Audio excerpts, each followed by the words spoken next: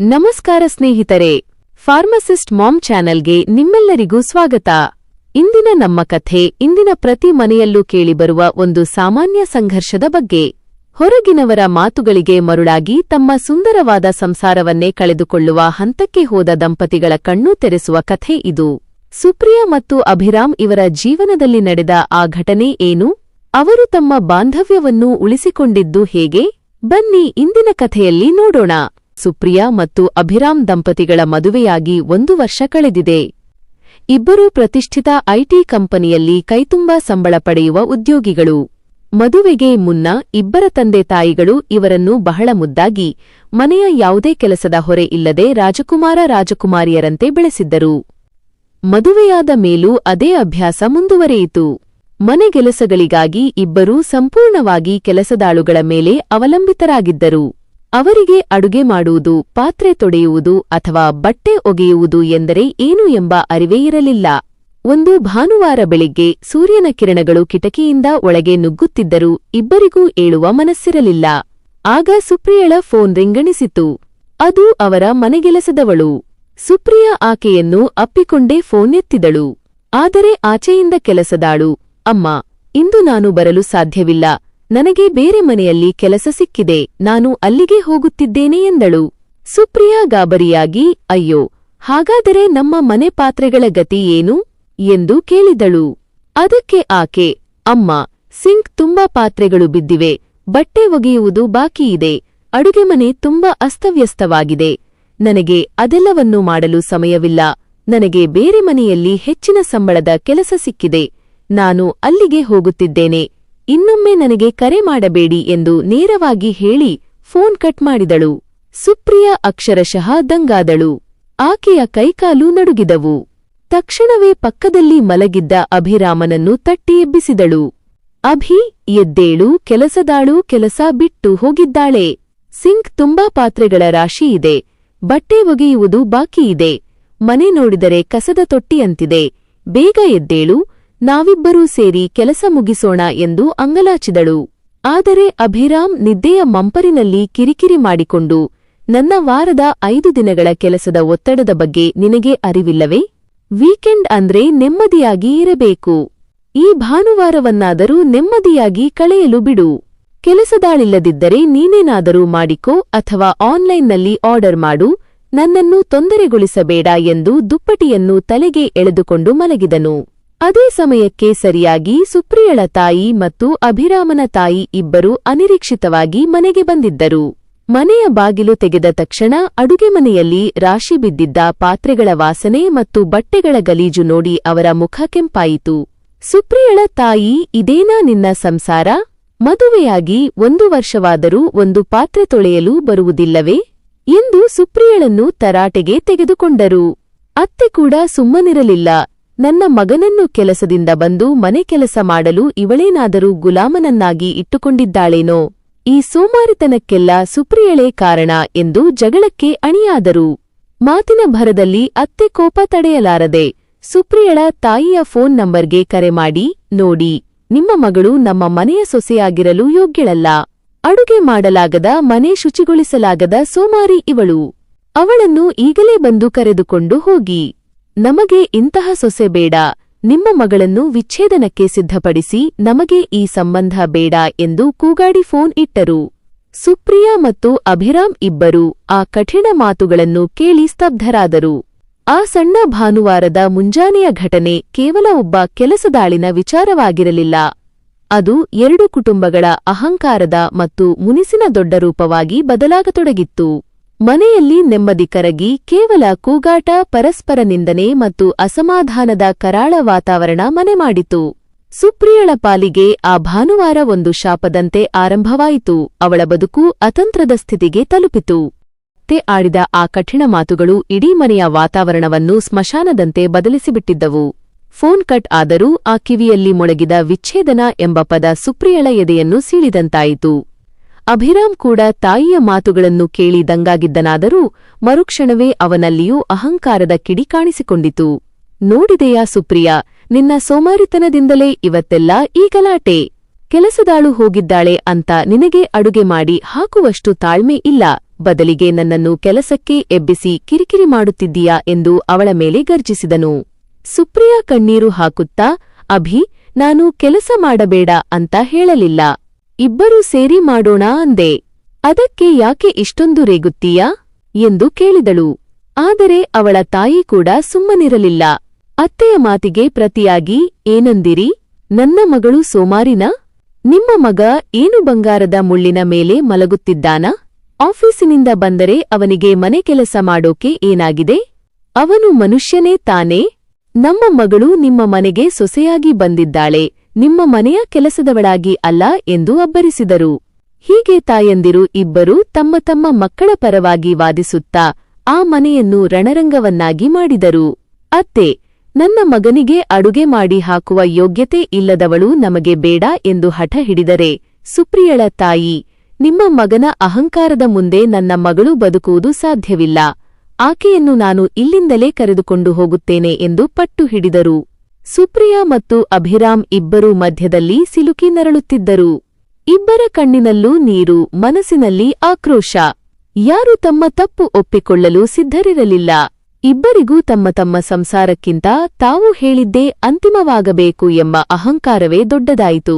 ಆ ದಿನ ಮಧ್ಯಾಹ್ನ ಯಾವುದೇ ಊಟೋಪಚಾರವಿಲ್ಲದೆ, ಒಬ್ಬರ ಮುಖ ಒಬ್ಬರು ನೋಡಲಾಗದೆ ಆ ಮನೆಯಲ್ಲಿ ಮೌನ ಆವರಿಸಿತು.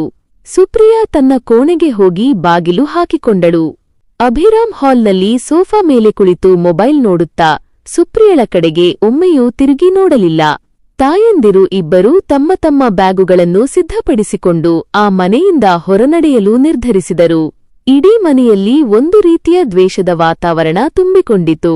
ಪ್ರೀತಿಯಿಂದ ಆರಂಭವಾದ ಅವರ ವೈವಾಹಿಕ ಜೀವನ ಈಗ ಕೇವಲ ಅಹಂಕಾರ ಮತ್ತು ಪ್ರತಿಷ್ಠೆಯ ಅಗ್ನಿಕುಂಡದಲ್ಲಿ ಸುಟ್ಟುಹೋಗುತ್ತಿತ್ತು.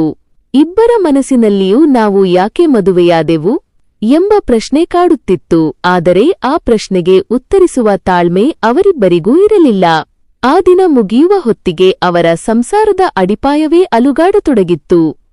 ಆ ಕರಾಳ ಭಾನುವಾರದ ನಂತರದ ದಿನಗಳು ಸುಪ್ರಿಯಾ ಮತ್ತು ಅಭಿರಾಮ್ ಪಾಲಿಗೆ ನರಕದಂತಿದ್ದವು. ಇಬ್ಬರೂ ಒಂದೇ ಮನೆಯಲ್ಲಿದ್ದರೂ ಅನ್ಯಲೋಕದವರಂತೆ ವರ್ತಿಸುತ್ತಿದ್ದರು. ಸಂಭಾಷಣೆಗಳು ನಿಂತು ಹೋಗಿದ್ದವು. ಕೇವಲ ಮೌನ ಮತ್ತು ಅಸಮಾಧಾನದ ಗೋಡೆಗಳು ಅವರ ನಡುವೆ ಎತ್ತರವಾಗಿ ಬೆಳೆದಿದ್ದವು. ಕಚೇರಿಯಲ್ಲೂ ಅಭಿರಾಮ್ಗೆ ಕೆಲಸದಲ್ಲಿ ಮನಸ್ಸು ಹಚ್ಚಲು ಸಾಧ್ಯವಾಗಲಿಲ್ಲ. ಸುಪ್ರಿಯಳ ಸ್ಥಿತಿಯಂತೂ ಹೇಳತೀರದಾಗಿತ್ತು. ಪ್ರತಿ ಕ್ಷಣವೂ ಆಕೆ ಕಣ್ಣೀರಿನಲ್ಲೇ ಮುಳುಗಿದ್ದಳು. ಅಂದು ಆಫೀಸಿನಲ್ಲಿ ಸುಪ್ರಿಯಾ ಕ್ಯಾಬಿನ್ನಲ್ಲಿ ಕುಳಿತು ಕಂಪ್ಯೂಟರ್ ಪರದೆಯನ್ನು ದಿಟ್ಟಿಸುತ್ತಿದ್ದರೂ ಏನೂ ಓದಲಾಗುತ್ತಿರಲಿಲ್ಲ. ಆಗ ಅವಳ ಆಪ್ತ ಗೆಳತಿ ಮತ್ತು ಆಫೀಸಿನ ಸೀನಿಯರ್ ಮ್ಯಾನೇಜರ್ ನಳಿನಿ ಅಲ್ಲಿಗೆ ಬಂದಳು. ಸುಪ್ರಿಯಳ ಮುಖದಲ್ಲಿನ ಬಾಡಿಕೆ ಮತ್ತು ಕಣ್ಣುಗಳಲ್ಲಿನ ಕೆಂಪುತನವನ್ನು ಗಮನಿಸಿದ ನಳಿನಿಗೆ ಏನೋ ಅನಾಹುತ ನಡೆದಿದೆ ಎಂದು ಅರ್ಥವಾಯಿತು. ನಳಿನಿ ಅತ್ಯಂತ ಅನುಭವಿ ಮತ್ತು ತಿಳುವಳಿಕೆಯುಳ್ಳ ಮಹಿಳೆ. ಆಕೆ ಸುಪ್ರಿಯಳನ್ನು ತನ್ನ ಕಚೇರಿಯ ಕೋಣೆಗೆ ಕರೆಸಿಕೊಂಡು, ಸುಪ್ರಿಯಾ, ಏನು ನಡೆದಿದೆ? ನಿನ್ನ ಮುಖದಲ್ಲಿನ ಈ ನೋವು ಯಾವುದರ ಸಂಕೇತ ಎಂದು ಮೃದುವಾಗಿ ಕೇಳಿದಳು. ಸುಪ್ರಿಯಾ ತನ್ನ ಮನಸ್ಸಿನಲ್ಲಿದ್ದ ಅಷ್ಟು ನೋವನ್ನು ನಳಿನಿಯ ಮುಂದೆ ಹಂಚಿಕೊಂಡಳು. ಕೆಲಸದಾಳಿನ ವಿಚಾರದಿಂದ ಶುರುವಾದ ಜಗಳ, ತಾಯಂದಿರ ಅಹಂಕಾರದ ಮಾತುಗಳು ಮತ್ತು ವಿಚ್ಛೇದನದವರೆಗೂ ಬಂದಿರುವ ಅವರ ಸಂಬಂಧದ ಬಗ್ಗೆ ಹೇಳುತ್ತಾ ಸುಪ್ರಿಯಾ ಬಿಕ್ಕಿ ಬಿಕ್ಕಿ ಅತ್ತಳು. ನಳಿನಿ ಎಲ್ಲವನ್ನೂ ಶಾಂತವಾಗಿ ಕೇಳಿಸಿಕೊಂಡಳು. ಆಕೆ ನಗುತ್ತಾ, ಸುಪ್ರಿಯಾ, ಸಮಸ್ಯೆ ನಿನ್ನ ಮತ್ತು ಅಭಿರಾಮ್ ನಡುವೆ ಇಲ್ಲ, ಬದಲಿಗೆ ನಿಮ್ಮ ಜೀವನ ಶೈಲಿಯಲ್ಲಿ ಮತ್ತು ಅಹಂಕಾರದಲ್ಲಿದೆ. ಈ ಸಮಸ್ಯೆಗೆ ಪರಿಹಾರ ಬೇರೆ ಎಲ್ಲೂ ಇಲ್ಲ. ಅದಕ್ಕೆ ಒಂದು ವಿರಾಮ ಮತ್ತು ಮರುಚಿಂತನೆ ಬೇಕು ಎಂದು ಹೇಳಿದಳು. ನಳಿನಿ ತಕ್ಷಣವೇ ತನ್ನ ಬಳಿ ಇರುವ ಒಂದು ಫಾರ್ಮ್ ಹೌಸ್ನ ಕೀಲಿಯನ್ನು ತೆಗೆದು ಸುಪ್ರಿಯಳ ಕೈಯಲ್ಲಿ ಇಟ್ಟಳು. ನೋಡು ಸುಪ್ರಿಯಾ, ನನ್ನ ಪರಿಚಯದ ರಾಘವಯ್ಯ ಮತ್ತು ಜಾನಕಮ್ಮ ಎಂಬ ದಂಪತಿಗಳು ನಗರದ ಹೊರವಲಯದಲ್ಲಿ ನೆಮ್ಮದಿಯಿಂದ ಬದುಕುತ್ತಿದ್ದಾರೆ. ನೀವು ಇಬ್ಬರೂ ಅಲ್ಲಿಗೆ ಹೋಗಿ 2 ದಿನ ಕಳೆಯಿರಿ. ಅಲ್ಲಿ ನಿಮ್ಮ ತಾಯಂದಿರ ಹಸ್ತಕ್ಷೇಪವಿಲ್ಲ, ಕೆಲಸದಾಳುಗಳ ಅಗತ್ಯವಿಲ್ಲ. ಅಲ್ಲಿ ನಿಮ್ಮ ಜೀವನದ ಹೊಸ ಪಾಠ ಸಿಗುತ್ತದೆ ಎಂದಳು. ಸುಪ್ರಿಯಾ ಮೊದಲು ಹಿಂದೇಟು ಹಾಕಿದಳು. ಅಭಿ ಅದಕ್ಕೆ ಒಪ್ಪುತ್ತಾನಾ ಎಂದು ಸಂಶಯ ವ್ಯಕ್ತಪಡಿಸಿದಳು. ನಳಿನಿ ತಾನೇ ಸ್ವತಃ ಅಭಿರಾಮ್ಗೆ ಕರೆ ಮಾಡಿ ವಿಷಯವನ್ನು ವಿವರಿಸಿದಳು. ಅಭಿರಾಮ್ಗೂ ತನ್ನ ಜೀವನದಲ್ಲಿ ನಡೆಯುತ್ತಿರುವ ಈ ಅವ್ಯವಸ್ಥೆಯಿಂದ ಬೇಸರವಾಗಿತ್ತು. ಹಾಗಾಗಿ ಅವನು ಮರುಮಾತನಾಡದೆ ಒಪ್ಪಿಕೊಂಡನು. ಮರುದಿನ ಸಂಜೆ ಇಬ್ಬರೂ ಯಾವುದೇ ಮಾತುಕತೆ ಇಲ್ಲದೆ ನಳಿನಿ ಸೂಚಿಸಿದ ಆ ಫಾರ್ಮ್ ಹೌಸ್ನತ್ತ ಪ್ರಯಾಣ ಬೆಳೆಸಿದರು. ಸುಪ್ರಿಯಳ ಪಾಲಿಗೆ ಇದು ತನ್ನ ಸಂಸಾರವನ್ನು ಉಳಿಸಿಕೊಳ್ಳುವ ಕೊನೆಯ ಪ್ರಯತ್ನವಾಗಿತ್ತು. ದಾರಿಯುದ್ದಕ್ಕೂ ಅವಳ ಮನಸ್ಸಿನಲ್ಲಿ ಅಲ್ಲಿ ನಮಗೆ ಏನು ಸಿಗಬಹುದು? ನಳಿನಿ ಹೇಳಿದ ಆ ದಂಪತಿಗಳು ನಮ್ಮ ಜೀವನವನ್ನು ಬದಲಾಯಿಸಲು ಸಾಧ್ಯವೇ? ಎಂಬ ನೂರಾರು ಪ್ರಶ್ನೆಗಳು ಸುಳಿದಾಡುತ್ತಿದ್ದವು. ಸೂರ್ಯನು ಅಸ್ತಮಿಸುತ್ತಿದ್ದಂತೆ ಅವರ ಜೀವನದಲ್ಲಿ ಹೊಸ ಬೆಳಕು ಮೂಡುತ್ತದೆಯೇ ಅಥವಾ ಕತ್ತಲೆ ಕವಿಯುತ್ತದೆಯೇ ಎಂಬುದು ಅವರ ಮುಂದಿದ್ದ ದೊಡ್ಡ ಸವಾಲಾಗಿತ್ತು. ನಗರದ ಗದ್ದಲದಿಂದ ದೂರ ಹಸಿರಿನ ಮಡಿಲಲ್ಲಿ ನೆಲೆಸಿದ್ದ ರಾಘವಯ್ಯ ಮತ್ತು ಜಾನಕಮ್ಮನವರ ಫಾರ್ಮ್ ಹೌಸ್ ಶಾಂತಿಯ ತಾಣದಂತಿತ್ತು. ಸುಪ್ರಿಯಾ ಮತ್ತು ಅಭಿರಾಮ್ ಅಲ್ಲಿಗೆ ತಲುಪಿದಾಗ ಸಂಜೆಯಾಗುತ್ತಿತ್ತು. ಹಕ್ಕಿಗಳ ಚಿಲಿಪಿಲಿ ದನಿ ಮತ್ತು ತಂಗಾಳಿ ಅವರ ಮನಸ್ಸಿನಲ್ಲಿದ್ದ ಅಶಾಂತಿಯನ್ನು ಒಂದಿಷ್ಟು ಕಡಿಮೆ ಮಾಡಿತು. ನಳಿನಿ ಹೇಳಿದಂತೆ ಆ ಮನೆಯಲ್ಲಿ ಯಾವುದೇ ಕೆಲಸದಾಳುಗಳಿರಲಿಲ್ಲ. ಅಷ್ಟೇ ಅಲ್ಲ, ಆಧುನಿಕ ಜೀವನದ ಯಾವುದೇ ಅಬ್ಬರವೂ ಇರಲಿಲ್ಲ. ರಾಘವಯ್ಯ ಮತ್ತು ಜಾನಕಮ್ಮ ಅವರನ್ನು ಅತ್ಯಂತ ಪ್ರೀತಿಯಿಂದ ಬರಮಾಡಿಕೊಂಡರು.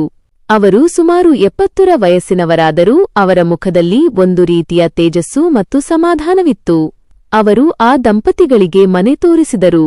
ಮನೆ ಚಿಕ್ಕದಾಗಿದ್ದರೂ ಅದರಲ್ಲಿ ಒಂದು ರೀತಿಯ ಆತ್ಮೀಯತೆ ಇತ್ತು. ರಾಘವಯ್ಯನವರು ನಗುತ್ತಾ, ನೋಡಿ ಮಕ್ಕಳೇ, ಇಲ್ಲಿ ನಾವು ನಮ್ಮ ಕೆಲಸಗಳನ್ನು ನಾವೇ ಮಾಡಿಕೊಳ್ಳುತ್ತೇವೆ. ಬೇರೆಯವರ ಮೇಲೆ ಅವಲಂಬಿತರಾದರೆ ನಾವು ನಮ್ಮ ಜೀವನದ ಮೇಲೆ ಹಿಡಿತ ಕಳೆದುಕೊಳ್ಳುತ್ತೇವೆ ಎಂದು ಮೊದಲ ಪಾಠವನ್ನು ಆರಂಭಿಸಿದರು. ಸುಪ್ರಿಯಾ ಮತ್ತು ಅಭಿರಾಮ್ ಪರಸ್ಪರ ಮುಖ ನೋಡಿಕೊಂಡರು.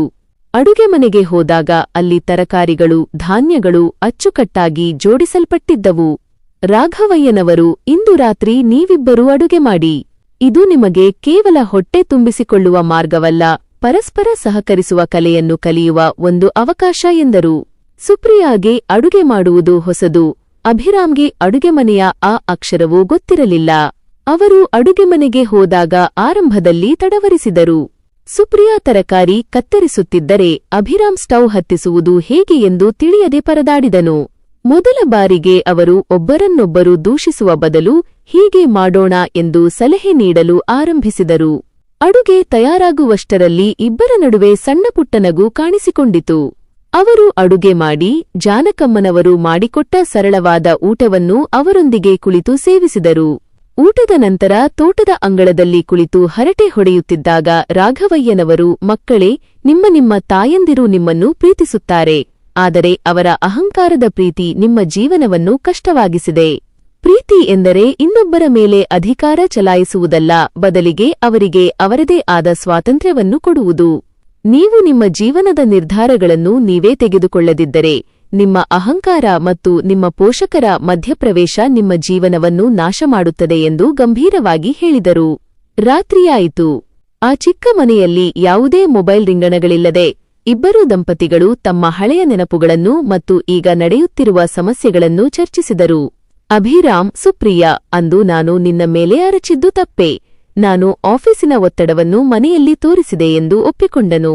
ಸುಪ್ರಿಯಾ ಕೂಡ, ನಾನು ಕೂಡ ಕೆಲಸದಾಳು ಹೋದಾಗ ಹತಾಶಳಾಗಿ ನಿನ್ನನ್ನು ಬಲವಂತ ಮಾಡಿದೆ, ಕ್ಷಮಿಸು ಎಂದಳು. ಆ ರಾತ್ರಿ ಅವರು ಮಲಗಿದಾಗ ಅವರ ನಡುವೆ ಇದ್ದ ಮೌನದ ಗೋಡೆಗಳು ಕರಗತೊಡಗಿದ್ದವು. ನಳಿನಿ ಹೇಳಿದಂತೆ ಅವರಿಗೆ ಒಂದು ವಿರಾಮ ಸಿಕ್ಕಿತ್ತು. ಆ ವಿರಾಮದಲ್ಲಿ ಅವರು ತಮ್ಮನ್ನು ತಾವು ಹುಡುಕಿಕೊಳ್ಳುತ್ತಿದ್ದರು.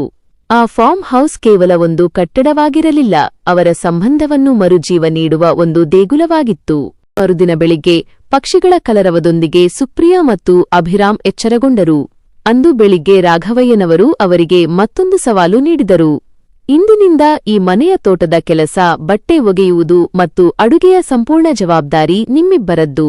ಜಾನಕಮ್ಮ ಮತ್ತು ನಾನು ಕೇವಲ ಮಾರ್ಗದರ್ಶಕರಾಗಿರುತ್ತೇವೆ ಎಂದರು. ಆರಂಭದಲ್ಲಿ ಸುಪ್ರಿಯಳಿಗೆ ಇದು ಕಷ್ಟವೆಂದು ಅನಿಸಿದರೂ ಅಭಿರಾಮ್ ಅಷ್ಟೇ ಉತ್ಸಾಹದಿಂದ ಸಿದ್ಧನಾದನು. ತೋಟದಲ್ಲಿ ಕೆಲಸ ಮಾಡುತ್ತಿದ್ದಾಗ ಸುಪ್ರಿಯಳಿಗೆ ಮಣ್ಣಿನ ವಾಸನೆ, ಗಿಡಗಳ ಆರೈಕೆ ಎಂದರೆ ಏನು ಎಂಬುದು ತಿಳಿಯಿತು.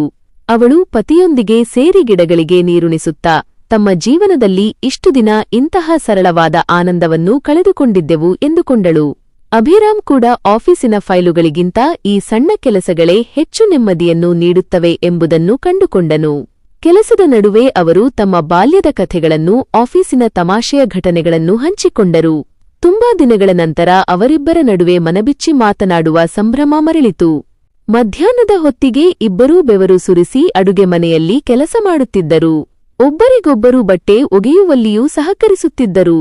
ಈ ಕೆಲಸದಲ್ಲಿ ಕೇವಲ ಶ್ರಮವಿರಲಿಲ್ಲ, ಪರಸ್ಪರರ ಬಗೆಗಿನ ಕಾಳಜಿ ಮತ್ತು ಪ್ರೀತಿಯಿತ್ತು. ಸಾಯಂಕಾಲವಾದಾಗ ಜಾನಕಮ್ಮನವರು ಅವರ ಬಳಿ ಬಂದು, ಮಕ್ಕಳೇ, ನೀವು ಮಾಡಿರುವ ಕೆಲಸವನ್ನು ನೋಡಿ. ಮೊದಲ ದಿನದ ನಿಮ್ಮ ಅಸಹಾಯಕತೆಗೂ ಇಂದಿನ ನಿಮ್ಮ ಆತ್ಮವಿಶ್ವಾಸಕ್ಕೂ ಎಷ್ಟು ವ್ಯತ್ಯಾಸವಿದೆ ನೋಡಿ. ನೀವು ನಿಮ್ಮ ಕೆಲಸವನ್ನು ಗೌರವಿಸಲು ಕಲಿತಿದ್ದೀರಿ. ಅದೇ ರೀತಿ ಒಬ್ಬರನ್ನೊಬ್ಬರು ಗೌರವಿಸಲು ಕಲಿಯಬೇಕು ಎಂದರು. ಈ ಪ್ರಕ್ರಿಯೆಯಲ್ಲಿ ಅವರು ಒಂದು ಪ್ರಮುಖ ಪಾಠವನ್ನು ಕಲಿತರು. ಯಾವುದೇ ಕೆಲಸ ಚಿಕ್ಕದಲ್ಲ, ಆ ಕೆಲಸವನ್ನು ಮಾಡುವವರ ಮನಸ್ಥಿತಿಯೇ ದೊಡ್ಡದು. ಅವರ ಅಹಂಕಾರದ ಗೋಡೆಗಳು ಸಂಪೂರ್ಣವಾಗಿ ಕುಸಿಯತೊಡಗಿದ್ದವು. ಅವರು ತಮ್ಮ ತಾಯಂದಿರ ಅಹಂಕಾರದ ಬಗ್ಗೆ ಈಗ ಬೇರೆ ರೀತಿಯಲ್ಲಿ ಯೋಚಿಸಲು ಆರಂಭಿಸಿದರು. ನಾವು ಬದಲಾದರೆ ನಮ್ಮ ಸುತ್ತಲಿನ ಪರಿಸರವೂ ಬದಲಾಗುತ್ತದೆ. ಅಮ್ಮಂದಿರನ್ನು ದೂಷಿಸುವುದಕ್ಕಿಂತ ನಮ್ಮ ಜೀವನವನ್ನು ನಾವು ಶಿಸ್ತಿನಿಂದ ನಡೆಸಿಕೊಂಡರೆ ಅವರು ತಾವಾಗಿಯೇ ಬದಲಾಗುತ್ತಾರೆ ಎಂಬ ಅರಿವು ಅವರಿಗೆ ಉಂಟಾಯಿತು.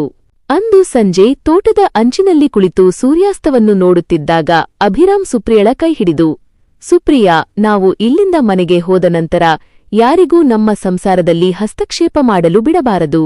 ನಾವಿಬ್ಬರೂ ಸೇರಿ ಒಂದು ಶಿಸ್ತಿನ ಜೀವನವನ್ನು ರೂಪಿಸೋಣ ಎಂದನು. ಸುಪ್ರಿಯಾ ನಗುತ್ತಾ ತಲೆಯಾಡಿಸಿದಳು. ಅವರಲ್ಲಿ ಈಗ ಕೇವಲ ಗಂಡ ಹೆಂಡತಿಯ ಬಾಂಧವ್ಯವಲ್ಲ, ಇಬ್ಬರೂ ಸಮಾನವಾದ ಪಾಲುದಾರರು ಎಂಬ ಭಾವನೆ ದೃಢವಾಗಿತ್ತು. ನಳಿನಿ ಕಳುಹಿಸಿದ ಈ ಪ್ರವಾಸವೂ ಅವರ ಪಾಲಿಗೆ ಕೇವಲ ರಜಾದಿನಗಳಾಗಿರಲಿಲ್ಲ, ಅದು ಅವರ ಬದುಕಿನ ಹೊಸ ಅಧ್ಯಾಯಕ್ಕೆ ಬರೆದ ಮುನ್ನುಡಿಯಾಗಿತ್ತು. ಫಾರ್ಮ್ ಹೌಸ್ನಲ್ಲಿ ಕಳೆದಿರುವ ಈ 3 ದಿನಗಳು ಸುಪ್ರಿಯಾ ಮತ್ತು ಅಭಿರಾಮ್ ಅವರ ದೃಷ್ಟಿಕೋನವನ್ನೇ ಸಂಪೂರ್ಣವಾಗಿ ಬದಲಿಸಿಬಿಟ್ಟಿದ್ದವು. ಈಗ ಅವರು ಹಿಂದೆ ಇದ್ದಂತಹ ಅಹಂಕಾರಿ ದಂಪತಿಗಳಾಗಿರಲಿಲ್ಲ, ಜವಾಬ್ದಾರಿ ಮತ್ತು ಪರಸ್ಪರ ಗೌರವವನ್ನು ಅರಿತ ಜೋಡಿಯಾಗಿದ್ದರು. ನಗರದ ಆ ಗದ್ದಲದ ಬದುಕಿಗೆ ಮರಳುವ ಸಮಯ ಬಂದಾಗ ಅವರ ಮನಸ್ಸಿನಲ್ಲಿ ಆತಂಕವಿರಲಿಲ್ಲ, ಬದಲಿಗೆ ಒಂದು ರೀತಿಯ ದೃಢ ನಿಶ್ಚಯವಿತ್ತು. ಹೊರಡುವ ಮುನ್ನ ರಾಘವಯ್ಯನವರು ಇಬ್ಬರನ್ನೂ ಹತ್ತಿರ ಕರೆದು, ಮಕ್ಕಳೇ, ನೆನಪಿಡಿ, ಬದುಕು ಎಂಬುದು ಕೇವಲ ಹಣ ಗಳಿಸುವುದಲ್ಲ, ಅದನ್ನು ಹಂಚಿಕೊಂಡು ಬದುಕುವುದು. ನಿಮ್ಮ ತಾಯಂದಿರು ಹಳೆಯ ಕಾಲದ ಮೈಂಡ್ಸೆಟ್ನಲ್ಲಿರಬಹುದು, ಆದರೆ ನೀವು ಅವರೊಂದಿಗೆ ಹೇಗೆ ವ್ಯವಹರಿಸುತ್ತೀರಿ ಎಂಬುದರ ಮೇಲೆ ನಿಮ್ಮ ಸಂಸಾರದ ಭವಿಷ್ಯವಿದೆ. ಅವರ ಮೇಲೆ ಕೋಪಗೊಳ್ಳಬೇಡಿ, ಬದಲಾಗಿ ಪ್ರೀತಿಯಿಂದ ಮತ್ತು ತಾಳ್ಮೆಯಿಂದ ಅವರನ್ನು ಗೆಲ್ಲಿರಿ ಎಂದು ಹಿತನುಡಿಗಳನ್ನು ಹೇಳಿದರು. ಜಾನಕಮ್ಮನವರು ಸುಪ್ರಿಯಳನ್ನು ತಬ್ಬಿಕೊಂಡು, ಸೊಸೆಯೆಂದರೆ ಕೇವಲ ಅಡುಗೆ ಮನೆಯವಳಲ್ಲ, ಅವಳು ಸಂಸಾರದ ಕಣ್ಮಣಿ, ಧೈರ್ಯದಿಂದಿರಿ ಎಂದು ಹರಸಿದರು. ನಗರಕ್ಕೆ ವಾಪಸ್ಸಾಗುವ ದಾರಿಯಲ್ಲಿ ಅಭಿರಾಮ್ ಕಾರು ಚಲಾಯಿಸುತ್ತಿದ್ದರೆ ಸುಪ್ರಿಯಾ ಮುಂದಿನ ದಿನಗಳ ಬಗ್ಗೆ ಯೋಚಿಸುತ್ತಿದ್ದಳು.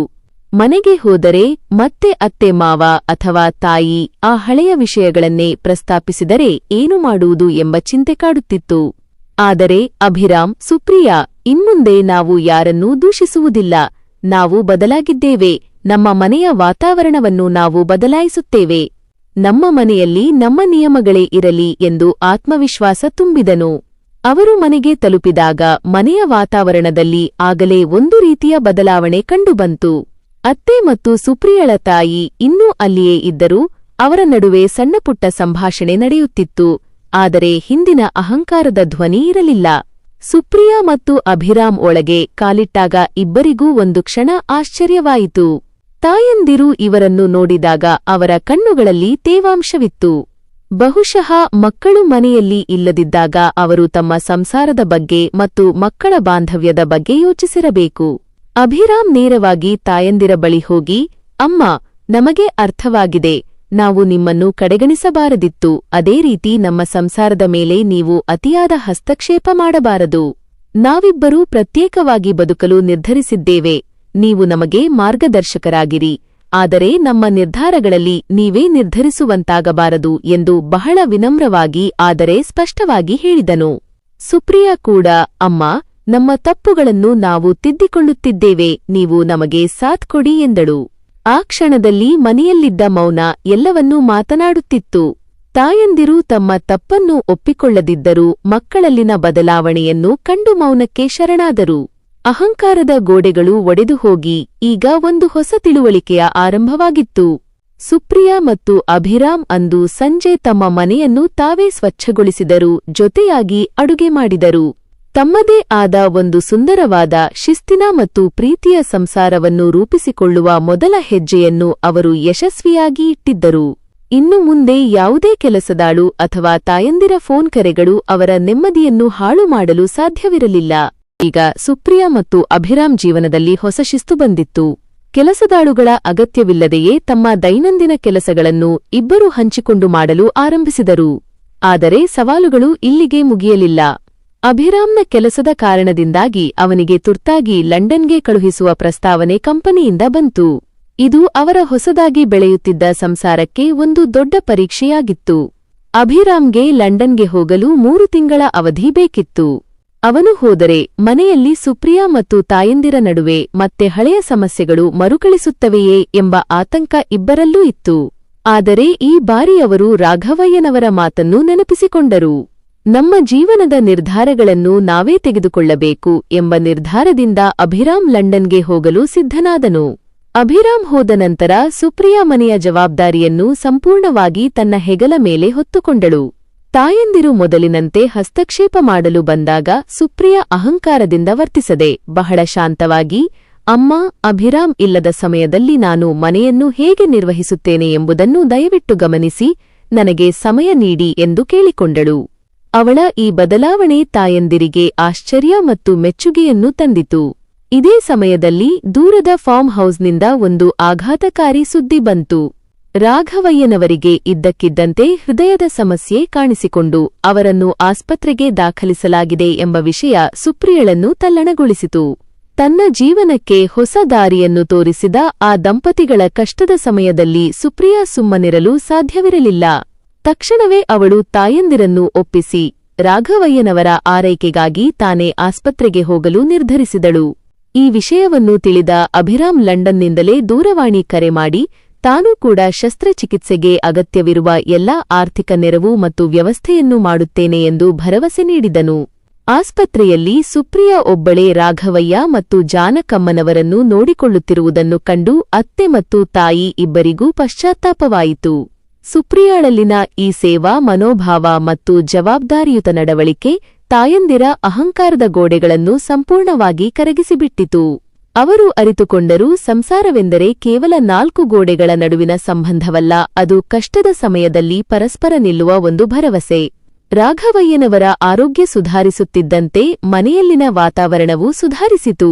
ಅಭಿರಾಮ್ ಮರಳಿ ಬರುವಷ್ಟರಲ್ಲಿ ಸುಪ್ರಿಯಾ ಮತ್ತು ತಾಯಂದಿರ ನಡುವೆ ಒಂದು ಹೊಸ ಬಾಂಧವ್ಯ ಮೂಡಿತ್ತು. ಇಬ್ಬರೂ ತಾಯಂದಿರು ಸುಪ್ರಿಯಳನ್ನು ತನ್ನ ಮಗಳಂತೆ ಪ್ರೀತಿಯಿಂದ ನೋಡಿಕೊಳ್ಳಲು ಆರಂಭಿಸಿದರು. ಸಂಸಾರದಲ್ಲಿ ಅಹಂಕಾರದ ಜಾಗದಲ್ಲಿ ಈಗ ಪ್ರೀತಿ, ವಿಶ್ವಾಸ ಮತ್ತು ಪರಸ್ಪರ ಗೌರವಗಳು ಗಟ್ಟಿಯಾಗಿ ನೆಲೆಸಿದ್ದವು. ಸುಪ್ರಿಯಾ ಮತ್ತು ಅಭಿರಾಮ್ ಸಾಧಿಸಿದ್ದು ಕೇವಲ ಒಂದು ಸಂಸಾರವನ್ನು ಮಾತ್ರವಲ್ಲ, 2 ಕುಟುಂಬಗಳ ಮನಸ್ಸುಗಳನ್ನು ಕೂಡ. ಅಭಿರಾಮ್ ಲಂಡನ್ನಿಂದ ಮರಳಿ ಬಂದ ದಿನ ಮನೆಯಲ್ಲಿ ಹಬ್ಬದ ವಾತಾವರಣವಿತ್ತು. 3 ತಿಂಗಳ ವಿರಹ ಮತ್ತು ಆಸ್ಪತ್ರೆಯ ಕಷ್ಟದ ದಿನಗಳ ನಂತರ ಇಡೀ ಕುಟುಂಬ ಒಂದುಗೂಡಿತ್ತು. ಸುಪ್ರಿಯಾ ಈಗ ಮೊದಲಿನ ಸುಪ್ರಿಯಳಾಗಿರಲಿಲ್ಲ. ಅವಳಲ್ಲಿ ಒಂದು ರೀತಿಯ ಪ್ರಬುದ್ಧತೆ ಮತ್ತು ಆತ್ಮವಿಶ್ವಾಸ ಎದ್ದು ಕಾಣುತ್ತಿತ್ತು. ಅಭಿರಾಮ್ ಬಾಗಿಲನ್ನು ತೆರೆದಾಗ ತಾಯಂದಿರು ಇಬ್ಬರೂ ತಮ್ಮ ಅಹಂಕಾರವನ್ನು ಬದಿಗಿಟ್ಟು ಮಕ್ಕಳನ್ನು ಹರಸಿ ಬರಮಾಡಿಕೊಂಡರು. ಅಂದು ಸಂಜೆ ರಾಘವಯ್ಯ ಮತ್ತು ಜಾನಕಮ್ಮನವರು ಕೂಡ ಆಸ್ಪತ್ರೆಯಿಂದ ಚೇತರಿಸಿಕೊಂಡು ಸುಪ್ರಿಯಳ ಮನೆಗೆ ಬಂದರು. ತಮ್ಮ ಜೀವನದ ಪಾಠಗಳನ್ನು ಅರ್ಥಮಾಡಿಕೊಂಡು ಯಶಸ್ವಿಯಾಗಿ ಜೀವನ ನಡೆಸುತ್ತಿರುವ ಈ ದಂಪತಿಗಳನ್ನು ನೋಡಿ ಅವರಿಗೆ ಬಹಳ ಸಂತೋಷವಾಯಿತು. ರಾಘವಯ್ಯನವರು ನಗುತ್ತಾ, ನೋಡಿದಿರಾ ಮಕ್ಕಳೇ, ಬದುಕಿನ ಕಷ್ಟಗಳು ಬರುವುದು ನಮ್ಮನ್ನು ಕುಗ್ಗಿಸುವುದಕ್ಕಲ್ಲ, ಬದಲಾಗಿ ನಮ್ಮ ಸಂಬಂಧಗಳನ್ನು ಗಟ್ಟಿಗೊಳಿಸುವುದಕ್ಕೆ. ಅಹಂಕಾರದ ಗೋಡೆಗಳು ಮನುಷ್ಯನನ್ನು ದ್ವೀಪವನ್ನಾಗಿ ಮಾಡುತ್ತವೆ, ಆದರೆ ಪ್ರೀತಿ ಸೇತುವೆಯಾಗಿ ಎಲ್ಲರನ್ನೂ ಒಂದಾಗಿಸುತ್ತದೆ ಎಂದು ಹೇಳಿದರು. ಅಭಿರಾಮ್ ಮತ್ತು ಸುಪ್ರಿಯಾ ಎಲ್ಲರನ್ನೂ ಒಟ್ಟುಗೂಡಿಸಿ ತಮ್ಮ ಹೊಸ ಜೀವನದ ದಾರಿಯನ್ನು ನಿರ್ಧರಿಸಿದರು. ಇನ್ನು ಮುಂದೆ ಅವರು ತಮ್ಮ ನಿರ್ಧಾರಗಳನ್ನು ತಾವು ತೆಗೆದುಕೊಳ್ಳುತ್ತಾರೆ, ಆದರೆ ತಾಯಂದಿರ ಸಲಹೆಗಳನ್ನು ಗೌರವದಿಂದ ಸ್ವೀಕರಿಸುತ್ತಾರೆ ಎಂಬ ಸ್ಪಷ್ಟ ಮಾತುಕತೆ ನಡೆಯಿತು. ತಾಯಂದಿರು ಕೂಡ ಇನ್ನು ಮುಂದೆ ಮಕ್ಕಳ ಸಂಸಾರದಲ್ಲಿ ಅತಿಯಾದ ಹಸ್ತಕ್ಷೇಪ ಮಾಡುವುದಿಲ್ಲವೆಂದು ಆ ದಿನವೇ ಮಾತು ಕೊಟ್ಟರು. ಅಂದು ನಡೆದ ಆ ಭೋಜನದಲ್ಲಿ ಅಹಂಕಾರದ ಕಹಿಯಿರಲಿಲ್ಲ, ಬದಲಾಗಿ ಪರಸ್ಪರರ ಬಗೆಗಿನ ಗೌರವದ ಸಿಹಿಯಿತ್ತು. ಪ್ರೀತಿಯೇ ಸಂಸಾರದ ನಿಜವಾದ ದೇವರು ಎಂಬ ಸತ್ಯವನ್ನು ಎಲ್ಲರೂ ಮನಗಂಡಿದ್ದರು. ಸುಪ್ರಿಯಾ ಮತ್ತು ಅಭಿರಾಮ್ ಕೇವಲ ಐಟಿ ಉದ್ಯೋಗಿಗಳಾಗಿ ಉಳಿಯಲಿಲ್ಲ, ಅವರು ಪ್ರೀತಿ, ಹೊಂದಾಣಿಕೆ ಮತ್ತು ಜವಾಬ್ದಾರಿಯ ಪಾಠವನ್ನು ಕಲಿತ ಆದರ್ಶ ದಂಪತಿಗಳಾದರು. ಅವರ ಸಂಸಾರ ಈಗ ಅಹಂಕಾರದ ಕತ್ತಲೆಯಿಂದ ಮುಕ್ತವಾಗಿ ನಂಬಿಕೆ ಮತ್ತು ವಿಶ್ವಾಸದ ಬೆಳಕಿನಲ್ಲಿ ಹಸನಾಗಿ ಬೆಳೆಯತೊಡಗಿತು. ಹೊರಗಿನ ಜಗತ್ತಿಗೆ ಇದು ಸಾಮಾನ್ಯ ಕಥೆಯಾಗಿ ಕಂಡರೂ ಸುಪ್ರಿಯಾ ಮತ್ತು ಅಭಿರಾಮ್ ಪಾಲಿಗೆ ಇದು ತಮ್ಮ ಬದುಕಿನ ಅತಿದೊಡ್ಡ ಸಾಧನೆಯಾಗಿತ್ತು. ಸಂಸಾರದ ಸಾರ್ಥಕತೆ ಇರುವುದು ಅಧಿಕಾರ ಚಲಾಯಿಸುವುದರಲ್ಲಿ ಅಲ್ಲ, ಬದಲಾಗಿ ಪರಸ್ಪರರ ಭಾವನೆಗಳನ್ನು ಅರ್ಥಮಾಡಿಕೊಂಡು ಒಟ್ಟಾಗಿ ಬಾಳುವುದರಲ್ಲಿ ಎಂಬುದನ್ನು ಅವರು ಜಗತ್ತಿಗೆ ಸಾರಿ ಹೇಳಿದರು. ಆ ದಿನದಿಂದ ಸುಪ್ರಿಯಾ ಮತ್ತು ಅಭಿರಾಮ್ ಅವರ ಮನೆ ನಿಜವಾದ ಅರ್ಥದಲ್ಲಿ ಒಂದು ಸ್ವರ್ಗವಾಗಿ ಬದಲಾಯಿತು. ಎಲ್ಲವೂ ಹಸನಾಗಿತ್ತು, ಎಲ್ಲವೂ ಸುಂದರವಾಗಿತ್ತು. ಸ್ನೇಹಿತರೆ, ಈ ಕಥೆಯಲ್ಲಿ ನಾವು ನೋಡಿದ ಸುಪ್ರಿಯಾ ಮತ್ತು ಅಭಿರಾಮ್ ದಂಪತಿಗಳ ಬದುಕು ಇಂದಿನ ಅನೇಕ ಯುವ ದಂಪತಿಗಳ ಕಥೆಯಾಗಿದೆ. ಮದುವೆಯಾದ ಹೊಸದರಲ್ಲಿ ಪ್ರೀತಿಯ ಕನಸುಗಳ ಜೊತೆಗೆ ಬರುವ ಅಹಂಕಾರದ ಸಣ್ಣ ಗೆರೆಗಳು ಹೇಗೆ ನಮ್ಮ ಬದುಕನ್ನೇ ಅತಂತ್ರಗೊಳಿಸುತ್ತವೆ ಎಂಬುದಕ್ಕೆ ಇದು ಒಂದು ನಿದರ್ಶನ. ನೆನಪಿಡಿ, ನಿಮ್ಮ ಸಂಸಾರ ನಿಮ್ಮಿಬ್ಬರ ನಡುವಿನ ಒಂದು ಪವಿತ್ರವಾದ ಒಪ್ಪಂದ. ಇಲ್ಲಿ ಮೂರನೇ ವ್ಯಕ್ತಿಗಳ ಹಸ್ತಕ್ಷೇಪಕ್ಕೆ ಅವಕಾಶ ನೀಡಿದಷ್ಟು ನಿಮ್ಮ ಬಾಂಧವ್ಯ ದುರ್ಬಲವಾಗುತ್ತಾ ಹೋಗುತ್ತದೆ. ದುರದೃಷ್ಟವಶಾತ್ ಪ್ರೀತಿಯ ಹೆಸರಿನಲ್ಲಿ ನಿಮ್ಮ ಜೀವನವನ್ನು ನಿಯಂತ್ರಿಸಲು ಪ್ರಯತ್ನಿಸುವವರು, ಅದು ಪೋಷಕರೇ ಆಗಿರಲಿ ಅಥವಾ ಆಪ್ತರೇ ಆಗಿರಲಿ, ಅಂತಿಮವಾಗಿ ತಮ್ಮ ಸ್ವಾರ್ಥವನ್ನೇ ನೋಡುತ್ತಿರುತ್ತಾರೆ. ಅವರು ಹೇಳಿದ ಮಾತಿಗೆ ಮರುಳಾಗಿ ನಿಮ್ಮ ಸಂಗಾತಿಯನ್ನು ದೂಷಿಸಿ ಬಾಂಧವ್ಯವನ್ನು ಮುರಿದುಕೊಳ್ಳುವುದು ಅತಿದೊಡ್ಡ ತಪ್ಪು. ಇತರರ ಮಾತುಗಳಿಗೆ ಬೆಲೆಕೊಟ್ಟು ನಿಮ್ಮ ನೆಮ್ಮದಿಯನ್ನು ಹಾಳು ಮಾಡಿಕೊಳ್ಳಬೇಡಿ. ಬದುಕು ನಿಮ್ಮದು, ನಿರ್ಧಾರಗಳು ನಿಮ್ಮದು. ಕಷ್ಟಗಳೇ ಬಂದರೂ ಅದನ್ನು ಒಬ್ಬರಿಗೊಬ್ಬರು ಭುಜಕೊಟ್ಟು ಎದುರಿಸಿ, ಹೊರಗಿನವರ ಮಾತಿಗೆ ತಲೆಬಾಗಿ ನಿಮ್ಮ ಸುಂದರವಾದ ಸಂಬಂಧವನ್ನು ಮುರಿದುಕೊಳ್ಳಬೇಡಿ. ಅಹಂಕಾರದ ಗೋಡೆಗಳು ಮನುಷ್ಯನನ್ನು ದ್ವೀಪವನ್ನಾಗಿ ಮಾಡುತ್ತವೆ, ಆದರೆ ಪ್ರೀತಿ ಮತ್ತು ಪರಸ್ಪರ ಗೌರವ ಮಾತ್ರ ಜೀವನವನ್ನು ಸ್ವರ್ಗವನ್ನಾಗಿಸುತ್ತವೆ. ನಿಮ್ಮ ಜೀವನವನ್ನು ಇತರರ ಇಚ್ಛೆಗೆ ಬಲಿಕೊಡಬೇಡಿ. ನೀವೇ ನಿಮ್ಮ ಬದುಕಿನ ಶಿಲ್ಪಿಗಳಾಗಿ. ಈ ಕಥೆ ನಿಮಗೆ ಇಷ್ಟವಾಗಿದ್ದರೆ ಇಂತಹ ನೈಜ ಕಥೆಗಳು ಮತ್ತು ಜೀವನದ ಪಾಠಗಳಿಗಾಗಿ ನಮ್ಮ ಫಾರ್ಮಸಿಸ್ಟ್ ಮಾಮ್ ಚಾನೆಲ್ ಅನ್ನು ಸಬ್ಸ್ಕ್ರೈಬ್ ಮಾಡಿ. ಮರೆಯದೆ ಬೆಲ್ ಐಕಾನ್ ಒತ್ತಿ. ನಿಮ್ಮ ಬೆಂಬಲ ನಮ್ಮನ್ನು ಹೊಸ ಹೊಸ ಕಥೆಗಳನ್ನು ತರಲು ಪ್ರೇರೇಪಿಸುತ್ತದೆ. ಧನ್ಯವಾದಗಳು.